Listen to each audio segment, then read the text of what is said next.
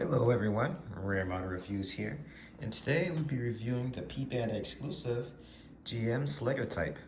So, first and foremost, I'm kind of trying a bit of a different angle to this thing here, but always playing around my angles and trying to get the best quality video I can. So, let me know in the comments below, how do you guys like this new angle? It's also like some kind of zooming a bit closer to the kit than before, so hopefully this slight off angle is a hit, so we can start doing reviews more like this. Also confirm that I cleaned up my PC a bit. Feels like it's running a little faster, so the next step is for me to go and see about the editing program, so then that will really help with the quality of the overall video, as I'll be able to skip through some stuff, and it also unlocked me being able to review a lot of kits I recently passed on because I knew it would take way too long, especially my habit of fumbling around and messing stuff up on reviews. So hopefully if I get things down right, the next video you guys will see, maybe not the next video, because the next video is going to be an unboxing, but the next review rather will have a fully edited video and when you watch it. So that aside, we're going to go ahead and get into this thing. So this of course is a high grade and 1 to 144 scale. Didn't really do too much quote-unquote painting on this thing, rather coloring. I colored in some of the thrusters here. If you guys can make that out there, the insides of that. There's a few stickers on this thing. Actually, not quite a few, I can't even say a few. There's the one for the back of head, that glowing orange one, which I really like. That's a unique color for a camera I've never seen. Let me see. Oh, there's the ones on the little rivets here and the ankles and knees there.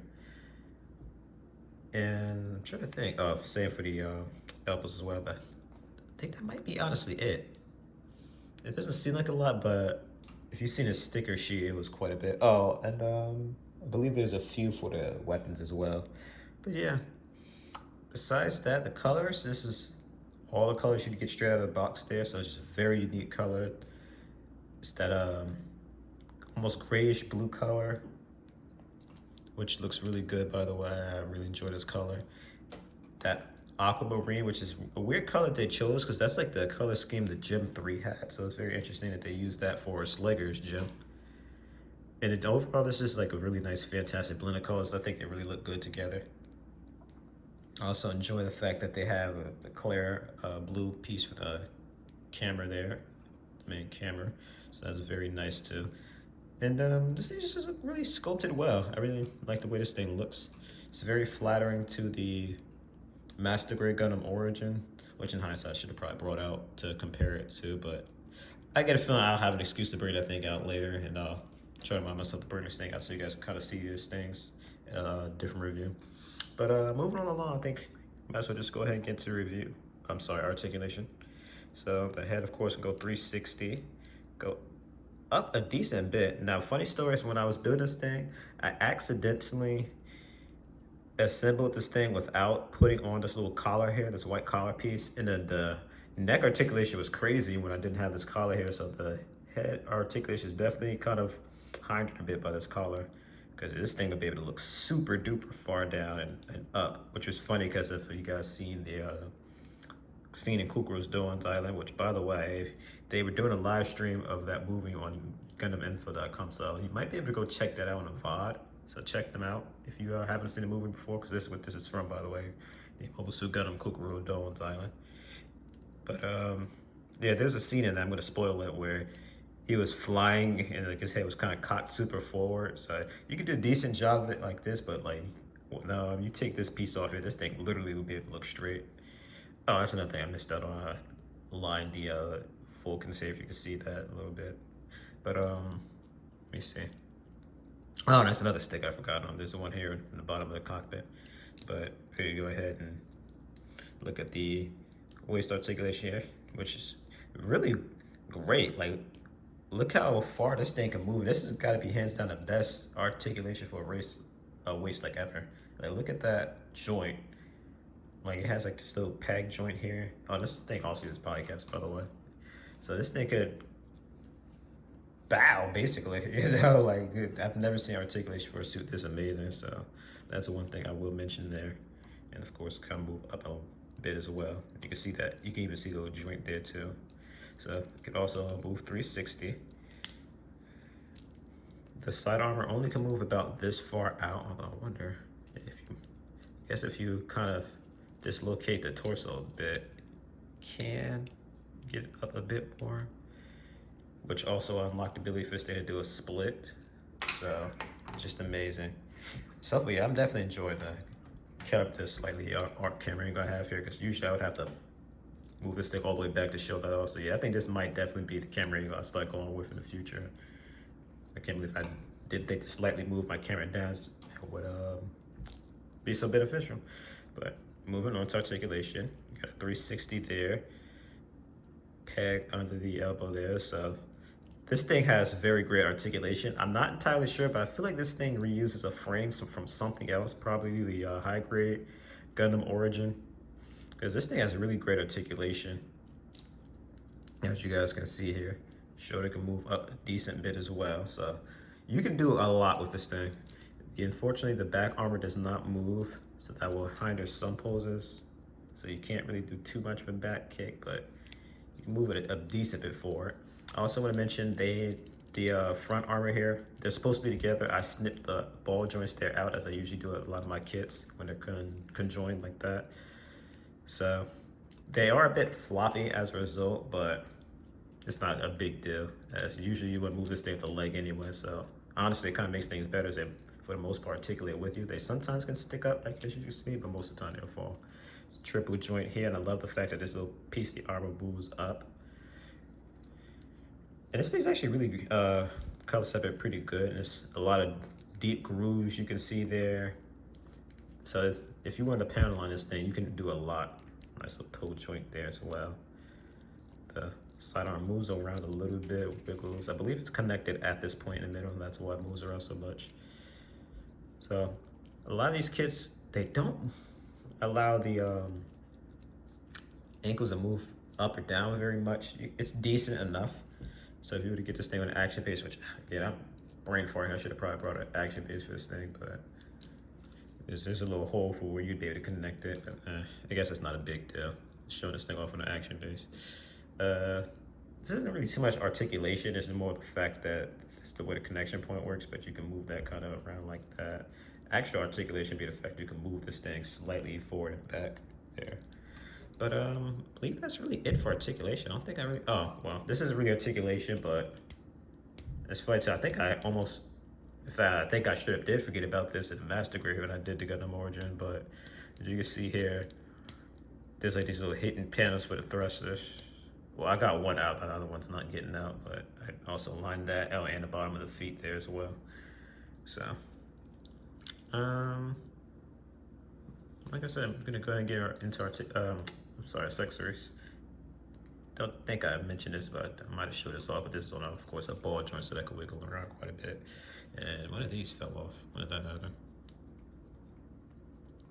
That's the first time this has ever fallen off, so don't get nervous about these. I don't know how that happened, but the first accessory I'm going to do is going to be the beam saber.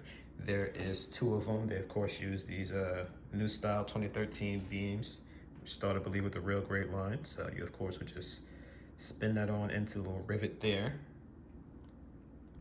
There are two of these hands here, which you'd be able to use for holding a couple of accessories, the beam saber and the shield. So you just throw that thing on in there, take off the hand, peg that in. Oop.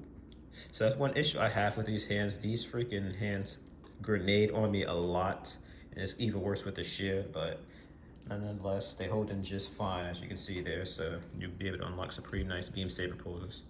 Now, again, what I was saying about this thing being a P-Bandai kit, those usually always are a rehash of something that was previously released. So I'm going to go ahead and guess this thing probably was a rehash of the Gundam Origin, because for starters, as you can see here, this thing has two beam sabers. Most gyms are only supposed to have one.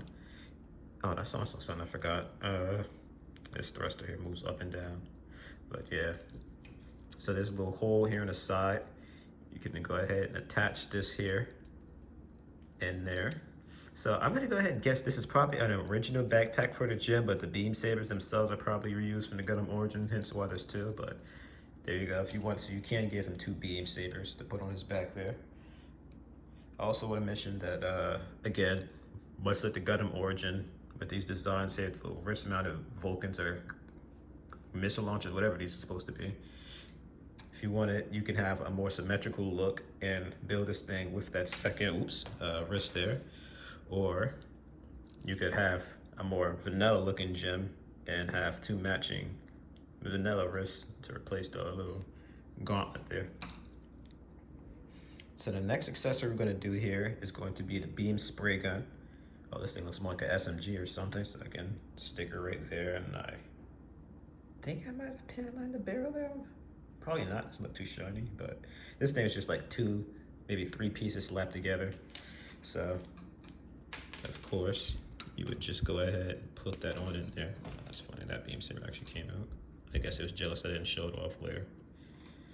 There are two holding hands. I just didn't put the other one in because I'm about to use it for the shield later.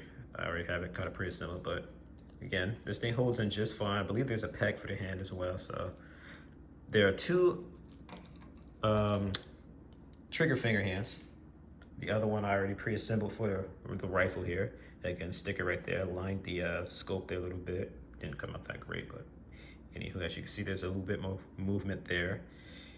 Actually probably will have to take out the other hand in a second, but as you can see here, there's a little stock there on the side that moves, and this little peg here, which is for putting it on the backpack. I guess I'll show that off real quick. So you can put that right there. I believe you can also put it on the one on the bottom as well. Yep, you can. So there you have it. So if you want to store the accessories, you can very much do so. So I guess I'll go ahead and put that other hand on. It's not a big deal. I'll have to put it back on and off. So thankfully this thing unpacks very easily. So you, of course, would just move the arm out like so.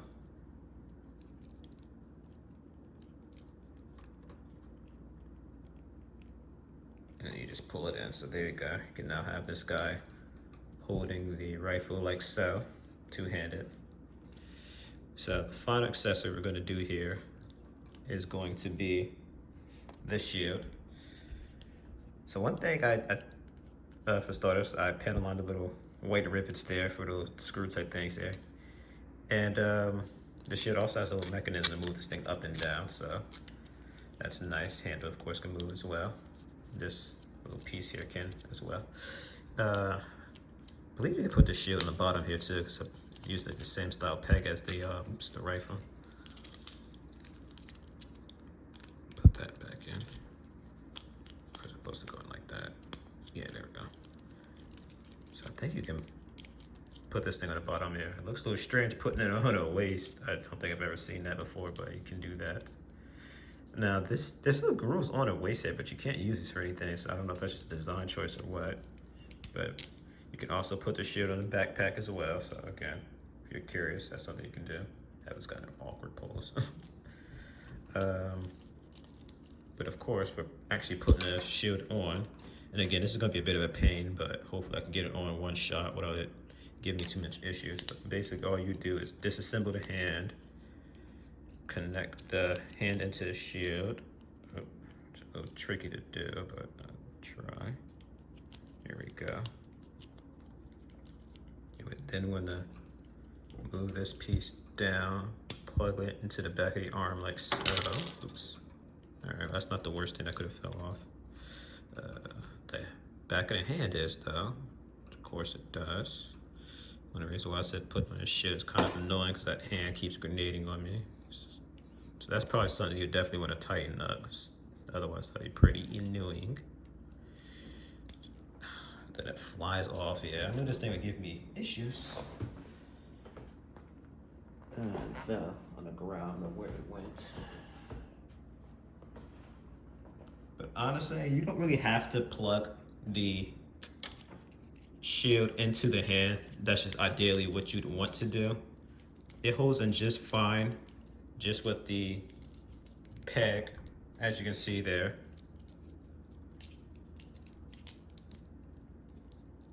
So you, of course, oops. I don't know what I did to get it to unpack, but.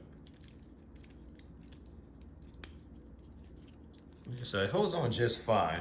It's gonna look a little stupid without the hand, but again, you can have it with the shield on, just without the hand, no problem.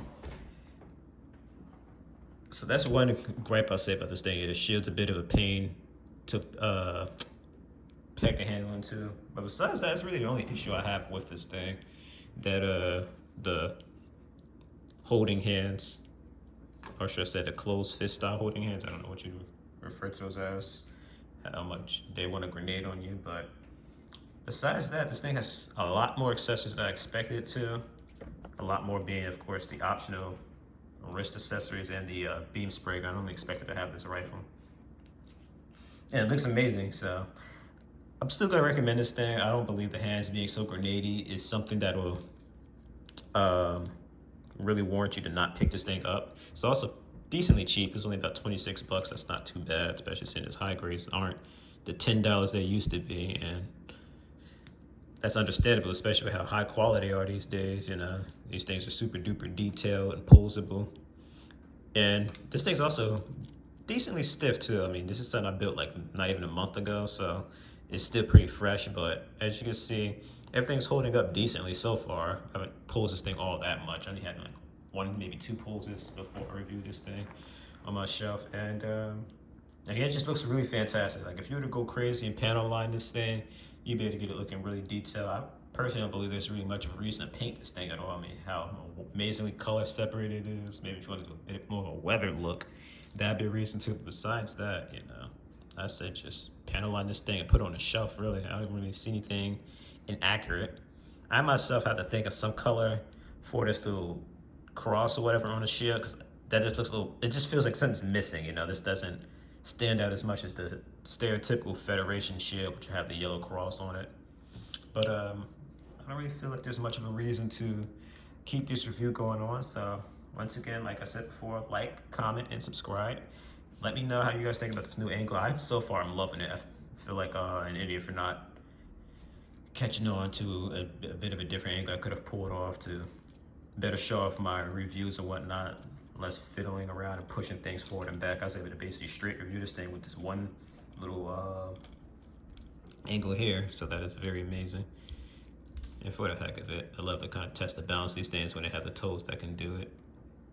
It's a decent balance too. It sort of wants to lean back, but if you move it decent enough, as you can see there, you can kind of have them doing a bit of a crotch pull. So once more, guys, thank you so much for watching, and I'll see you at the next review.